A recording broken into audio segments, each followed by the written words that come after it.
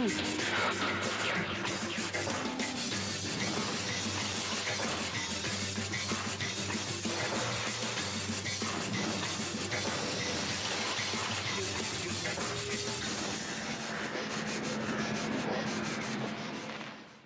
Steve Liebman. In the late 1980s, two murders of a vastly different nature attracted immense attention. A cloud of suspicion hangs over Sydney's gay community as a multi-millionaire bathhouse and bar owner dies in mysterious circumstances. Then his lover, the man who inherited his empire, is killed.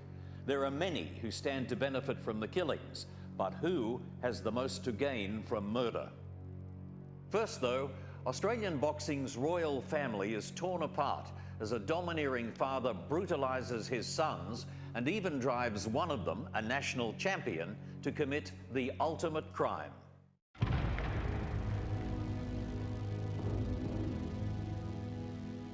Bit quicker, left, right, to the body. This cocky bantamweight is Sess Waters. He's father to 3 champion boxers. Come on, come on! On the retreat, fight! But nothing the boys face in the ring is as brutal or unforgiving as Sess Waters himself. He drives his sons relentlessly. He dominates and rages at them until they have no will of their own, as the oldest son, Dean, remembers. First of all, the shouting, the screaming, and just the absolute rage. You know, like veins would pop in his neck and his face would just become almost purple, just with sheer rage and anger, and he'd sometimes froth at the mouth. It's the uncontrolled rage of his father that will drive Dean Waters to a crime that will haunt him for the rest of his life.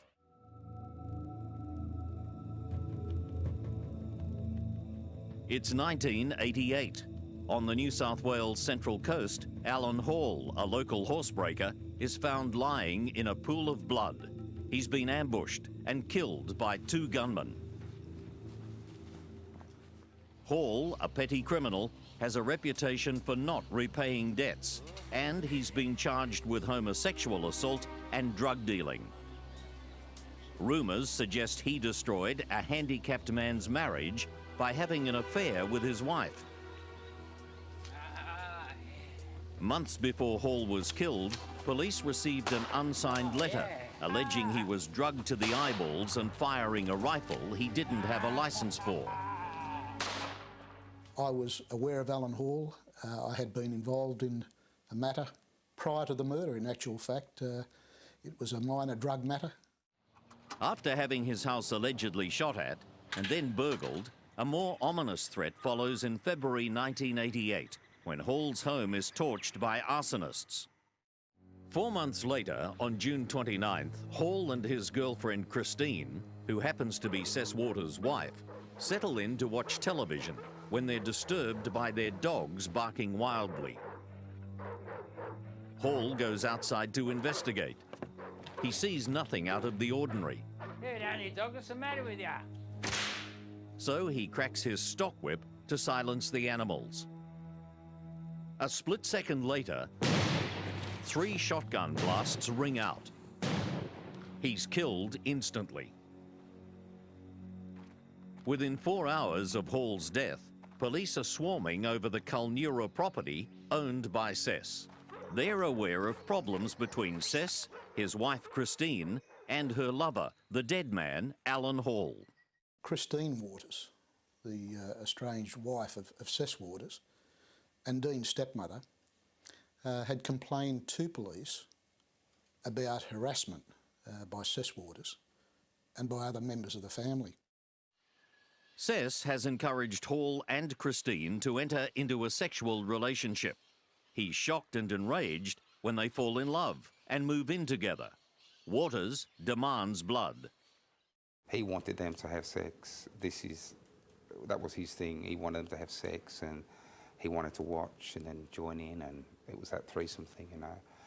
And when he lost control of the situation, when he lost control of his being able to manipulate my mum to do whatever he wanted, or Alan, he turned nasty.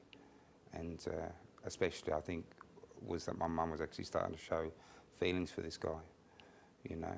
in a romantic way, which didn't sit too well with my dad. The coming together of Alan Hall, Cess and Christine in itself was bizarre, where Cess had a number of dogs, a large number of dogs up there, but he also had a number of horses. And those horses were unbroken. And he engaged Alan Hall to break in those horses. Alan Hall did that. Cess didn't have the money to pay him and offered Alan Hall his wife in lieu of payment. Now, that's a bizarre scenario, but that did in fact happen. And of course, Christine and Alan fell in love. Alan showed Christine affection that Cess had never showed her. And she ran away with Alan Hall. And of course, Cess then became the aggrieved husband. The Waters link to the murder sparks a media frenzy. Cess and his sons Dean, Troy and Guy are regarded as the royal family of Australian boxing. The press know Cess as an eccentric Englishman who left the UK in the 70s to raise his children in the Australian bush, far away from what he calls the temptations of the concrete jungle. I don't smoke and don't drink, so straight away there's a clash of personalities. Then when I start bringing in some of the other things, well, it just doesn't do. And they say to themselves, this bloke's some kind of a weirdo. Some kind of a weirdo, you know? But no outsider knows the skeletons in his closet. Having served time in England's toughest jails, Cess Waters knows the trouble young men can get into. He believes that, like lions, children need to be tamed, and he boasts that if tamed properly, they'll even kill for you. His family, Christine, the boys and a daughter, Tracy, live in constant terror of his violent rages. He was quite a brutal man, and I don't believe that Cess had any of the normal human traits of love and affection, that type of thing, those feelings. I think to Cess that was a sign of weakness, and he treated people that showed those type of feelings with disdain, with contempt, and that's how he treated his family. The son of a wife-beating alcoholic, Cess Waters grew up in the slums of North England. To say he had a colourful background would be an understatement. While he threatened to kill his children if they turned out gay, he indulged in homosexual affairs during a stint in prison. He played bit-part roles in crime movies. He forced his kids to accompany him on holidays to nudist camps. He was, wrongly, accused of murdering his third wife. His fifth wife, Christine, was forced to work as a prostitute to bankroll his dream of raising 3 world champion boxers. It isn't unusual. He bragged about knowing Britain's most notorious criminals and imposed a demented godlike control over his family. I'm supposed to be some kind of a lunatic. I don't think so. I think I'm some kind of a very, very shrewd parent. We had to pee in a bucket in the middle of the room. He would always he wouldn't allow us to go and use the toilet at night. So we had this bucket in the middle of the lounge room, and we would have to, if we got up, we'd have to go and wee in this bucket. And there were times when he would be there and he would hold my penis while I was weeing into the bucket, and I used to feel very, very inferior and just like yucky. I just didn't want him to touch me. We had no money and we had no job, but we still gave it a go. But strangers never see that side of Cess Waters. Indeed, he trains his children to hide the truth about his evil nature by making them rehearse answers to questions the media might ask about their relationship. Waters further dehumanises his family by allowing a pack of mangy dogs and cats to live in their ramshackle farmhouse. Feces and mess and filth everywhere continuously. And yet we had to live like that, you know, and how do young men, you know, allow that? Well, you know, for us there was no choice in it. You know, I may have been 24 going on 25, still living at home and living under these filthy conditions because we were controlled. The last beating I actually received from my father was when I was 25, and actually at the time I was a professional heavyweight boxing champion of Australia, you know, and I was getting a beating from a guy that was probably up to my my neckline. But that was the kind of hold my father had over me and my brothers. Yet Dean always strives to live up to the expectations that make him his father's special boy. I was always my dad's favourite, you know, like he would always tell me that I was his special boy, you know. He always made me feel like, you know, he loved me more than anyone else, you know. And that meant a lot to me, you know. My father was my world. Little could Dean Waters have ever realised his status as Sessa's favourite son will mean that he must one day prepare to murder his mother and her lover.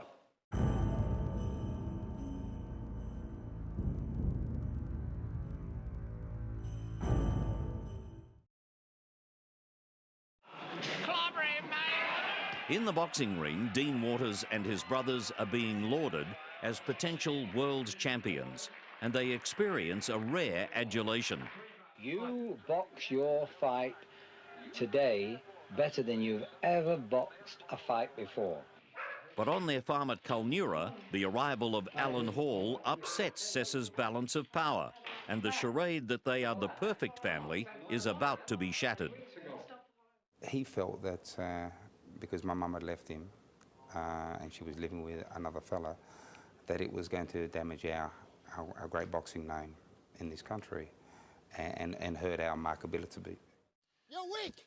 You're pansy! You're a pansy! So he had a big problem with that, and what would happen is continually when I came up for training, there would be this bombardment over months and months that something had to be done.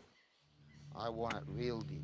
Dean becomes Sessa's messenger boy, running threats of serious reprimands to Christine if she doesn't return. However, Dean only realises the gravity of Sessa's plan Get your back into it, boy. when he's made to dig two graves, one for Christine and one for Hall, deep in the bush. I kept thinking, God, I can't do this. And I've actually voiced that, and I said, look, isn't there any other way? Can't we do this another way?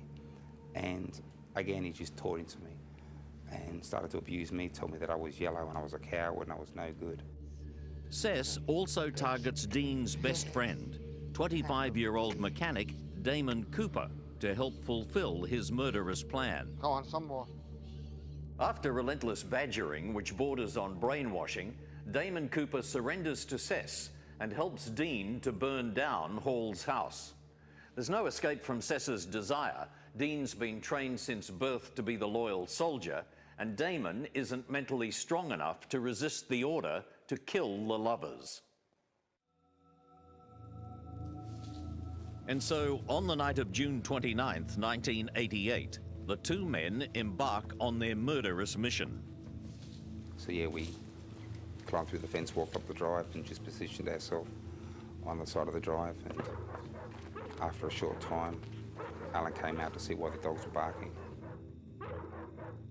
He went back, and then it was during that time that he'd gone back that Damon had actually lost his nerve. Damon, what are you doing?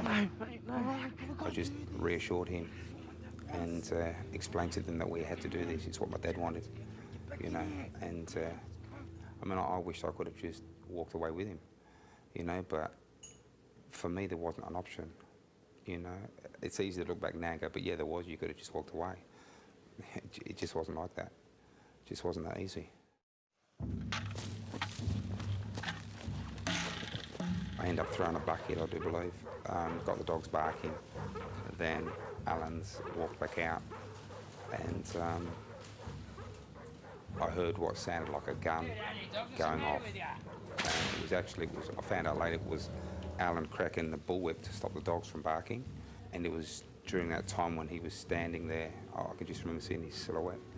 I just pointed the gun towards him, and yeah, I closed my eyes and pulled the trigger. I've jumped up and I've shot 2 more times, even though he'd already hit the ground. You know, he wasn't there, but it was just reflex action. As I turned and started to run, after firing the 3rd shot, I heard Damon discharge his rifle.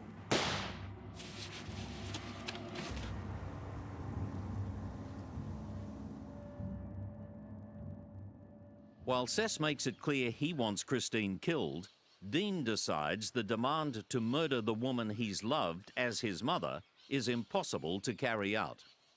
And it was only on the actual night that I convinced myself that I couldn't do it. You know, I was trying to work a way out of this.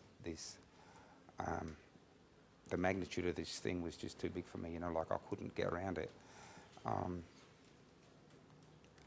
And probably half an hour before the shooting actually happened, I decided I can't hurt my mum. I can't hurt her. And I remember thinking, I hope my dad's going to be okay with that. With Hall dead, Dean and Damon run off in blind panic. They throw dirt from another location over their car's carpet to cover their tracks in case the police examine the vehicle. Within hours of the ambush, police raid Sess's farm and the house Dean had recently moved into. They've come to the door, knocked on the door. I mean, I was still awake. I couldn't sleep. I was just laying in the bed, and I was just, you know, every time I closed my eyes, I could see the silhouette of Alan. I was just trying to come to terms with the gravity of the crime I just committed. Dean, where you been tonight? I've been here all night. After the police enter Dean's house, he sees something that makes his blood run cold. As I walked in the house and I looked into the bathroom, I could see the bathroom door was ajar. And there were the boots that I'd worn with the mud all over them and the clothes with residue from the gun blast. And I've seen them and I've just, I mean, I was already paralysed from what I'd done. Now these officers have come into my home. I'm going to jail there. It's all over, you know. I'm looking at 20 years. Explain this. What's this all about? That's just a video I've been meaning to watch. Something distracted them. On my sideboard, I had a piece of paper, and written on the piece of paper was A Time to Kill, which was actually a movie I was told to get out.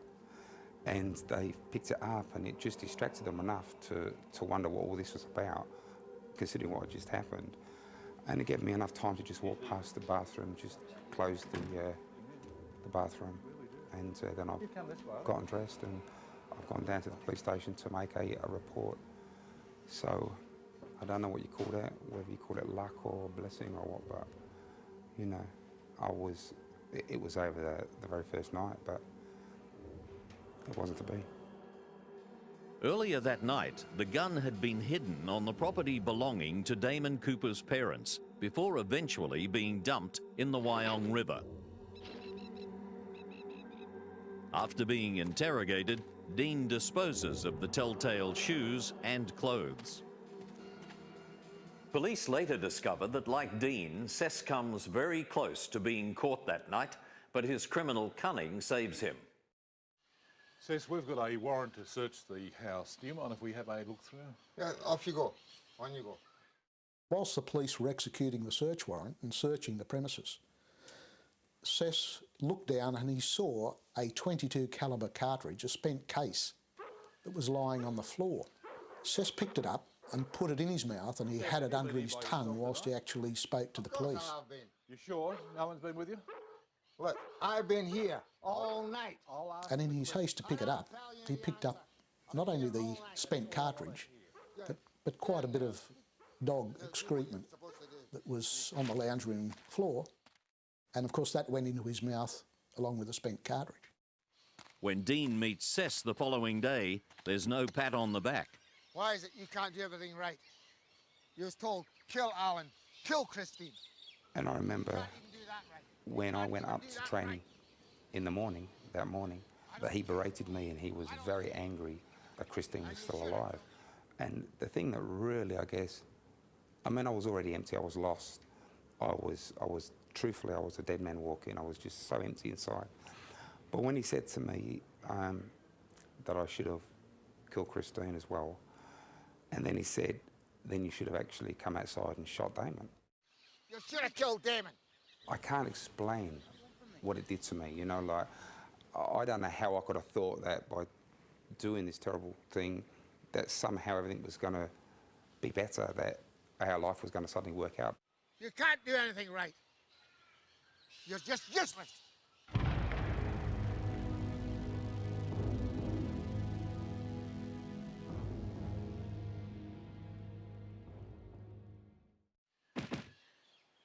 Troy Waters is preparing for his IBF world title shot with Italy's Gianfranco Rossi when police arrest Sess and Dean for the murder of Alan Hall. While it's an ill-fated campaign with Rossi winning on points, Troy receives a massive boost as he prepares to fly to Europe when the judge dismisses the charges at the committal hearing because of insufficient evidence. I feel we've been vindicated, and there's a big story to tell at some time in the future of intrigue and conspiracy, but that's another story. While Dean celebrates his freedom outside the courthouse, it does nothing to ease his conscience when he's alone at night. But there was an innocence that died. Something was different, and I honestly, I remember it, and I'll never forget it, that something died inside me, something changed. You know, like I'd taken a life, and I knew I could never give it back. And I struggled with that for many, many years, and it almost pushed me to suicide, you know, because I couldn't deal with it. Dean may have refused to tell the police anything, but he makes a late-night confession to a local religious minister on Terrigal Beach. Dean just opened up. He just poured his heart out. He just talked me through the whole deal. And afterwards, I spoke to him about the importance, if he ever was going to have a clear conscience, that he had to go forward, he had to come forward to the police and ultimately tell the police. As Sess continues to plot world title fights for Troy and Guy, Dean is drowning in a sea of despair. While he initially seeks refuge in Christianity, it's easier to move to Melbourne and lose himself in the city's crime and drug scene. It was a horrible lifestyle, but it was a place where I felt I fitted in because they were all doing the wrong thing. I was struggling. We're all running away from different things, you know, and using the drugs and the alcohol just to mask, you know, our feelings. Dean's fear the police will reopen the case is realised about 5 years after Detective Dennis O'Toole confronts him. O'Toole knows a confession is the only way Hall's murder can ever be solved. And I asked him whether he, in fact, had committed the murder of Alan Hall. And at that point, Dean, who was quite confident and brash, looked away and he couldn't look at me with the answer. And in fact, he didn't answer, he shrugged. After 2 hellish years of fighting suicidal thoughts and dealing with hardened crims, Dean Waters, now facing the responsibility of fatherhood himself, returns home to the Central Coast, bloated and emotionally spent. But now there was this little niggling inside telling me that I needed to confess this. If I really wanted to clean my life up, I couldn't sweep that under the carpet and start life now.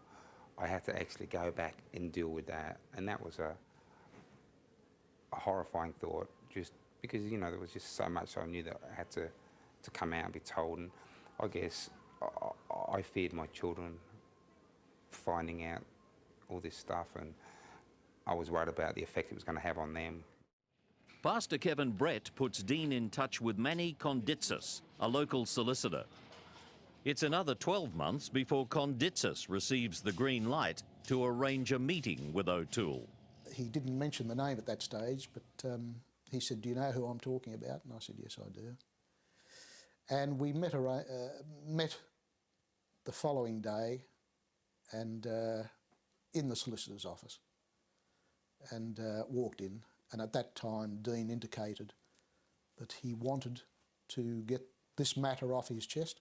When I was asked by Detective O'Toole if I'd actually done the shooting, if I'd killed Alan Hall, I just remember it wouldn't come out because I'd lied for so long, and I just convinced myself that that was the way to deal with it, was to lie, lie, lie, lie, lie.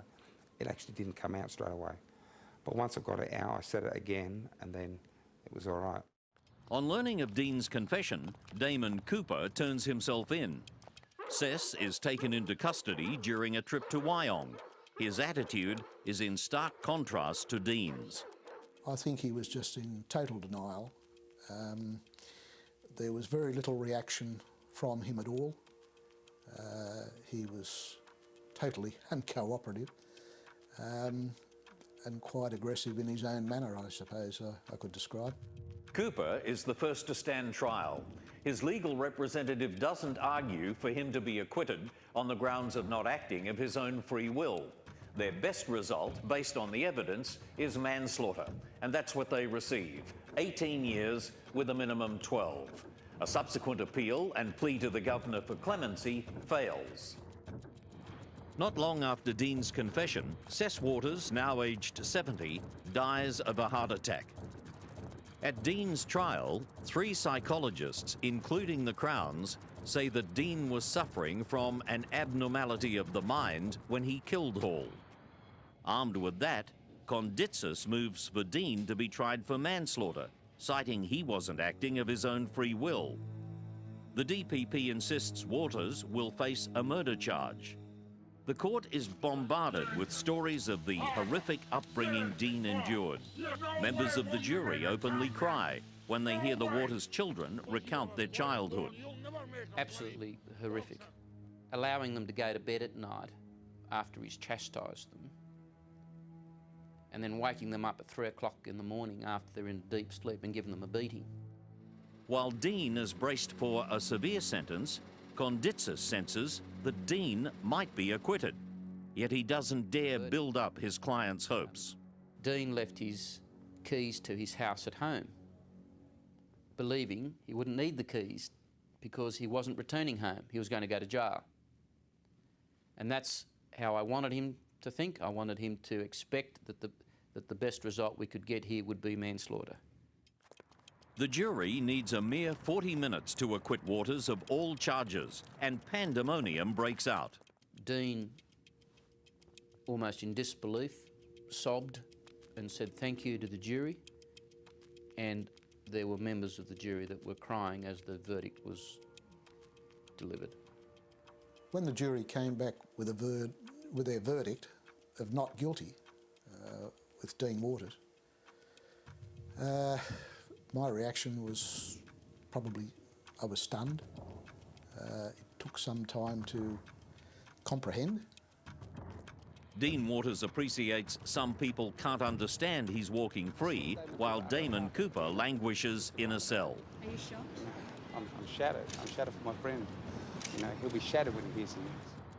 But it is pretty difficult to accept that the person who actually caused the death of another person walks free, while his accomplice, who didn't cause any damage to the deceased at all, gets 16 years jail. Even today, I find that a little bit difficult. I can understand why the average person in the street thinks, well, look, how could this man have been acquitted? He's admitted to doing the shooting, lying there in wait and shooting a person. I entirely understand that. However, what was left to the jury was for the jury to determine whether at the time of pulling the trigger, Dean was acting out his own will or whether he was acting out the will of the father.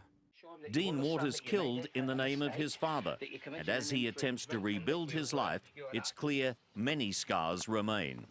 Life's tough, you know, it has its moments, but I'm grateful that, you know, I've got my boys, you know, like, it can always be worse, can't it? You know, like, I mean, I'm healthy, you know, I've got my freedom, you know, and I've got my boys. At the moment, I'm just working through finishing my mechanic ticket. The boys have grown up to be gentlemen, if I might say, notwithstanding that one has been charged with murder. But how they survived their lifestyle is very hard to believe. But the one thing I am sure of, that they will be able to face life and cope with it. And I'm not scared of that, because I've ruled them with a rod of iron, and I know every one of my children will thank me for it, and do thank me.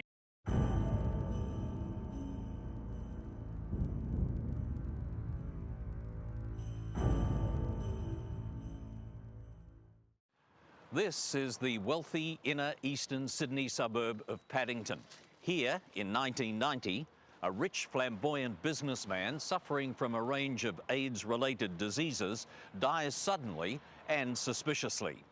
He is Roger Claude Tecedra, and he's made millions from a chain of homosexual bars and bathhouses, giant cash businesses set up around Sydney's Oxford Street when gay liberation exploded back in the 1970s. He's promised publicly and often to leave a string of friends and former lovers large slices of his fortune. But after his death, a surprise new will is produced, leaving the bulk of his estate to his last lover, Ludwig Gersch. But it's not long before Ludwig himself is found dead, brutally murdered. This is the dark side of Sydney's gay underworld, a true story of money, greed, lust, revenge and murder, the sinister inheritance hidden in the will of death.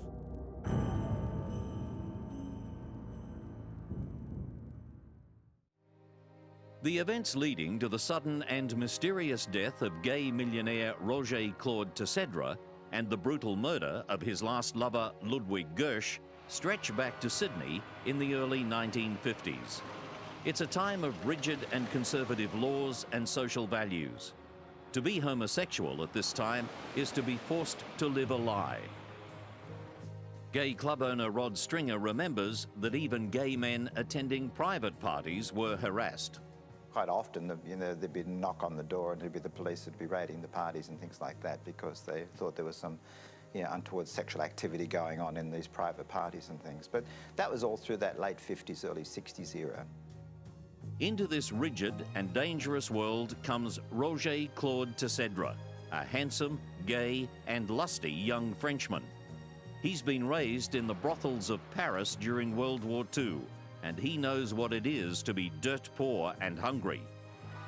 In Sydney's bohemian King's Cross, he sets up business as a florist and later a hairdresser, quickly learning how to tickle the till, slipping petty cash into his pockets and avoiding taxes.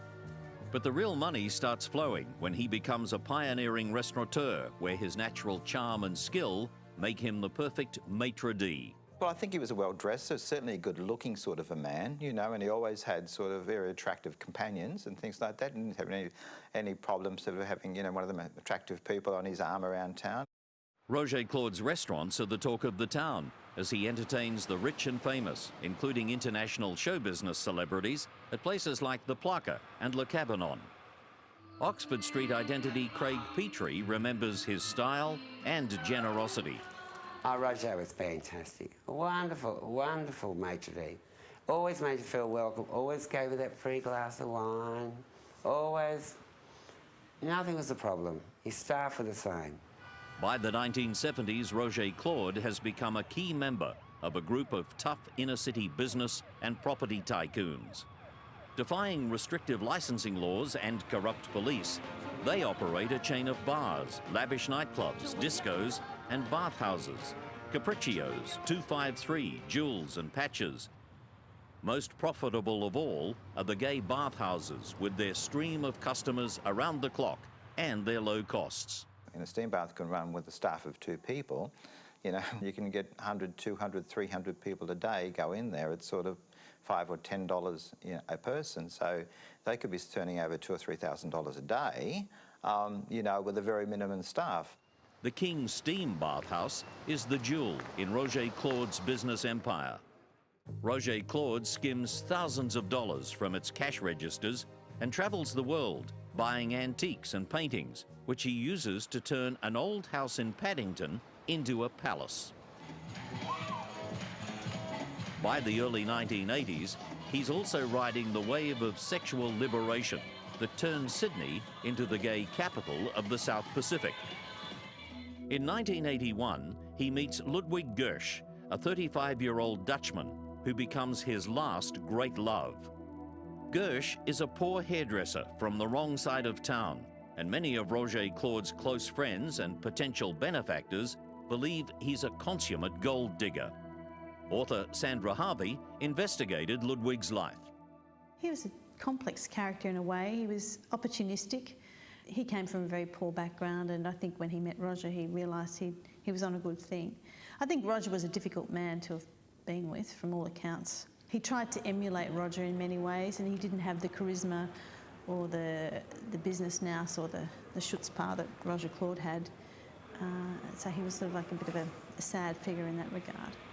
Hi there, how you doing? Others, like barman Justin Brash, have their suspicions about the new man, but are more philosophical. Ludwig had sort of been around in the background for a long time, socially, but it was a big surprise when they got together. Ludwig was funny, you know. He was a bit creepy, I always thought, but Roger fell head over heels for him. The relationship with Ludwig becomes even closer when a blood test in 1985 reveals Roger Claude has been infected with HIV, the human immunodeficiency virus that's sweeping through gay communities around the world. At this time, there are no effective treatments, and gay men are dying in their thousands. By 1988, he begins to suffer from a range of illnesses and decides to make out his will, in which he names Ludwig as the main beneficiary. But significantly, he also lists large bequests to his closest friends and former lovers. After that first will is written, his lawyer of many years decides to retire, and Roger Claude appoints a new solicitor to handle his affairs. The new lawyer is Brian Roberts, and he will become a key player in the drama that's now unfolding. Sweetheart, our friends are leaving. I've come to say goodnight to you. As Roger Claude grows sicker, he tells his closest friends repeatedly and publicly exactly what he's leaving them in his will. Top of the list is a handsome former lover, Eduardo Elderici, who's also infected with HIV and living in a weekender house owned by Roger Claude in the Blue Mountains, west of Sydney. Eduardo is promised use of the house for the rest of his life and a bequest of $200,000. To avoid leaving them any tax problems, Roger Claude also makes a black will, a secret list of who will get to share his many antiques, paintings, and other personal treasures worth several $1 million. He gives this black will treasure list to Ludwig. I will. I'll put it in a very safe place. Open up. Throughout his illness, Ludwig stays close by, taking more and more control of his life, caring for his every need, and administering his medications. In March 1990, Roger Claude asks his new solicitor, Brian Roberts, to draw up a new will. What actually happens next, however, is disputed, and one question remains to this day. Did this vital document, allocating millions of dollars, also carry with it a death sentence for both Roger Claude Tessèdre and Ludwig Goesch?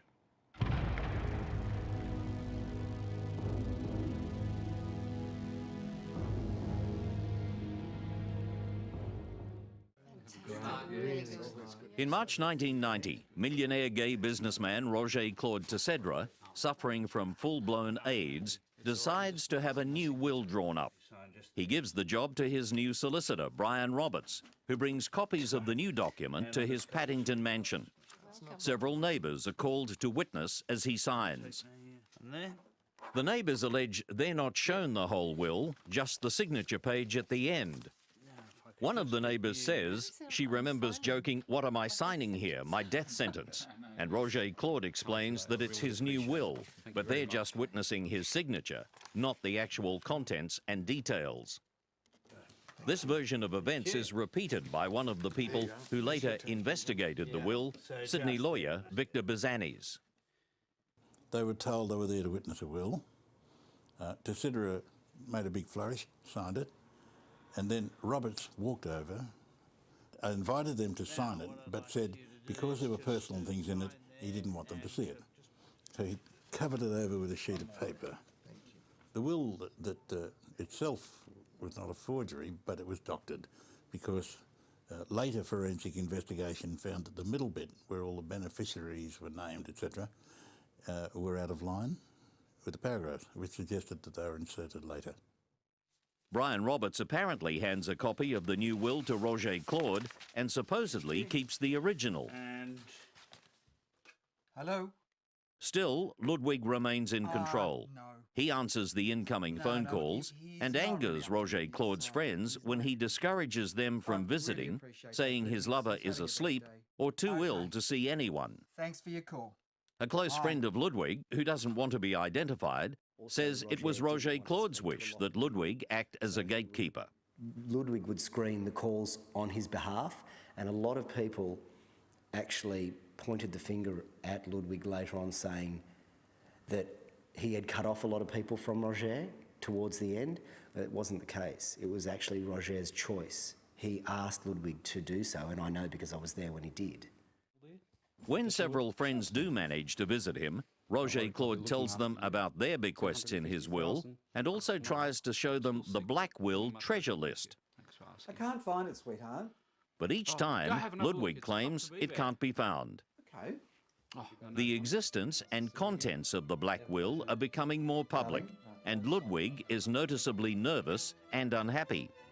At dinner on Easter Sunday night, guests notice the relationship is frostier than ever.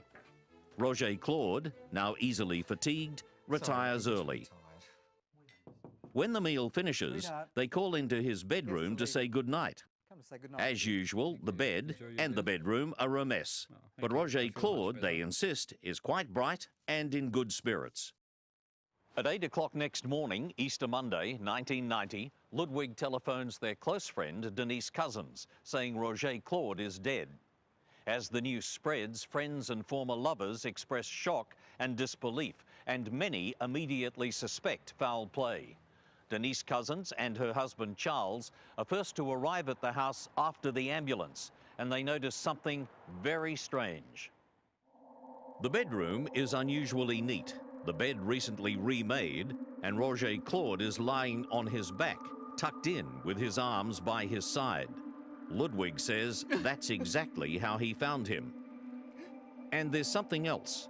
Apart from this strangely neat room, friends say Roger Claude never slept on his back. But there's no investigation. Roger Claude's doctor issues a death certificate. The sudden mysterious death is the talk of the gay world. Thought he might have been smothered. He thought he might have been given an overdose.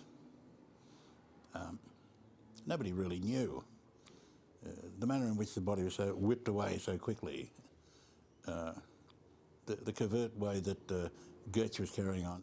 Ludwig later tells some of Roger Claude's friends that an autopsy shows that Roger Claude died of a heart attack.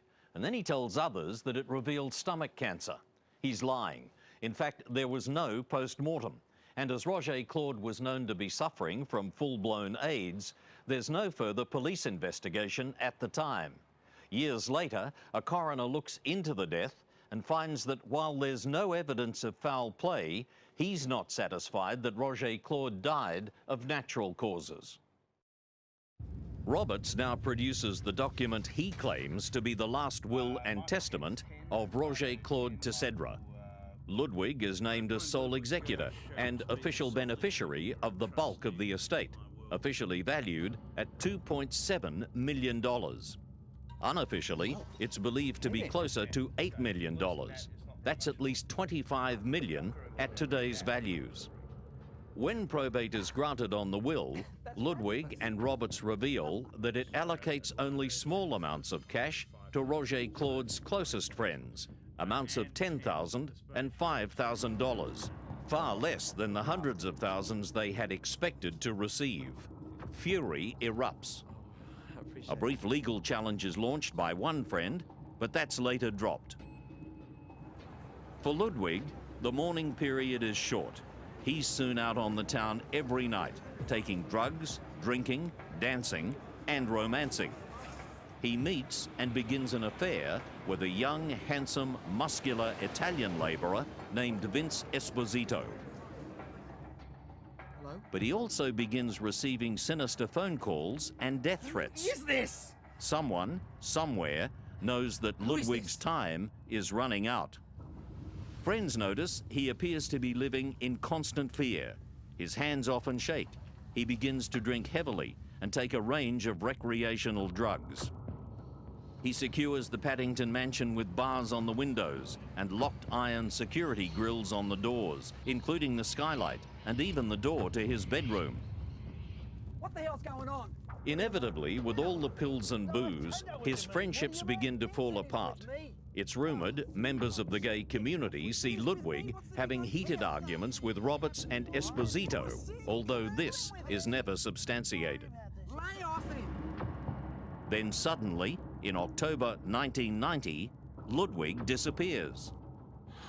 It's the eve of the annual Sleaze Ball, a major event on the Sydney gay social calendar that Ludwig would never miss. So Ludwig's friends immediately called the police. Ken Bowditch of Paddington Police takes charge of the investigation.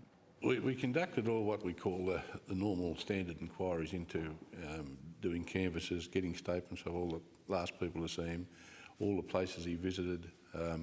He had friends up from Melbourne, statements from them, full canvass of Oxford Street and any of the gay bars and steam rooms. Police assemble a handful of facts. They know that Ludwig visits Vince Esposito at his apartment in the inner western suburb of Ashfield. Esposito says they argue, and Ludwig phones Brian Roberts, who lives nearby, and asks him to come and pick him up. Roberts says he drives Ludwig into the city and drops him off here in Oxford Street. Police investigations reveal no further sightings of Ludwig Gersh. Somewhere, sometime on this Friday night in October 1990, Ludwig Gersh is strangled with an elastic Oki luggage strap, suffocated with a tea towel gag, and his body then wrapped in a doona cover. One neighbour at the Ashfield block of flats says she had a doona cover stolen from her clothes line. Another neighbour at the flats remembers seeing two men carrying a large roll of carpet out of the apartment block. Vince Esposito admits to removing the bedroom carpet from the flat. Does the carpet contain clues to the murder? When Vince left the apartment, suddenly before Christmas, not long after Ludwig had disappeared, the real estate agent discovered that the carpet was missing. And Vince's story was that his children had been sick on it, so he had to move. He got rid of it, which is, bizarre in itself. But I understand that the police actually searched for the carpet and they were told it was burnt, so there was no trace of the carpet, which makes you think that there may have been something further in the carpet that, someone was trying to hide. In November 1990, 3 weeks after Ludwig's disappearance, a bushwalker in the Blue Mountains west of Sydney comes upon his decomposing body wrapped in a doona cover sheet. Detective Ken Bowditch calls in the homicide squad, but a post-mortem provides little in the way of clues as to who committed the brutal murder. From what the pathologist could tell us, he was strangled. There was no evidence of any other injuries other than the strangulation. There was a wedding ring, there was the sheet, of course, the Oki straps. Apart from that, very little, because the body was quite bad. It was in November the body was found and been very hot, and the body was quite badly decomposed. After Ludwig's funeral and burial, Brian Roberts produces Ludwig's will, showing he left all his millions to Vincent Esposito. Brian Roberts is named as the sole executor. The will later proves to be a forgery.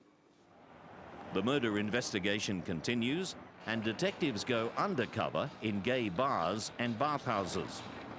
One of the problems is that some people seem to be afraid to talk, and investigators meet what they describe as a wall of silence and fear. I always had the feeling that, they were holding back on something, that they knew a little bit more than they could have told us. And that wasn't just a gut feeling. It was just sometimes they'd go cold if you asked them different leading questions. Ludwig's close friend believes there is an unnamed, powerful person behind the murder, and that many people are afraid of that person. I don't know if I'm comfortable going on record as to saying, who I believe did it. But suffice it to say that when the police did get round to actually interviewing me, that they had already come to the same conclusion that I had, but they could prove it no more than I could. At this stage, there's no investigation into Ludwig's forged will. Probate is granted, and Roberts and Esposito now controlled the whole fortune. Over the next 2 years, under the powers granted in the will, money is withdrawn in large amounts from Ludwig's bank accounts, and all the antiques and works of art in the Paddington mansion are sold off. The house is sold, along with other properties, the last of Roger Claude's multi-million-dollar real estate portfolio. Finally, with homicide detectives at a dead end, a fraud squad detective steps in to look closely at Ludwig's will. More than 2 years after the brutal killing and the dissipation of millions of dollars, the trusted solicitor Brian Barrington Roberts is arrested for forging Ludwig's will. He is charged with a total of 10 offences, including 1 count each of forging a will and uttering a forged will, and 3 counts each of making a false instrument and using a false instrument. He struck off the roll of solicitors, convicted on all charges, and sentenced to 4 years jail. It's just greed. I see it again and again and again. This is one of the worst cases of it, where you'll do anything. You'll steal, lie. And there was so much money involved. Both the sudden and suspicious death of the flamboyant gay millionaire Roger Claude and the subsequent brutal murder of his last lover Ludwig Gersch remain a mystery. In 1994, a coroner's inquest finds that on the balance of probabilities, Ludwig Gersch was murdered in the main bedroom of Vince Esposito's Ashfield apartment after 7 p.m. on Friday, October the 19th, 1990. But the coroner cannot say who was responsible, simply that on the balance of probabilities, he was strangled and smothered by a person or persons unknown. Could it have been a contract killing? In April 2004, almost 14 years later, the New South Wales Homicide Squad reopens the Ludwig Gersch murder case, and a reward of $100,000 is offered for information. Strikeforce Catalogue is formed to go over what few clues are left. They use the latest forensic technology to try to detect and examine traces of blood and DNA in the Ashfield flat. One of the men seen carrying the carpet out of the flat was wearing a ruby earring and a round, gold-faced watch with a black band. Detectives say that man could provide vital information about the killing. Police emphasise that the man with the ruby earring is not a suspect, but may have information in relation to particular people's movements at the time in question. If you think you remember a man with the ruby earring and boutique gold watch in 1990, call Crime Stoppers on 1-800 333 000. You may help detectives solve the murder of Ludwig Gersch and perhaps even unravel the mystery of Roger Claude Tessedra's will of death.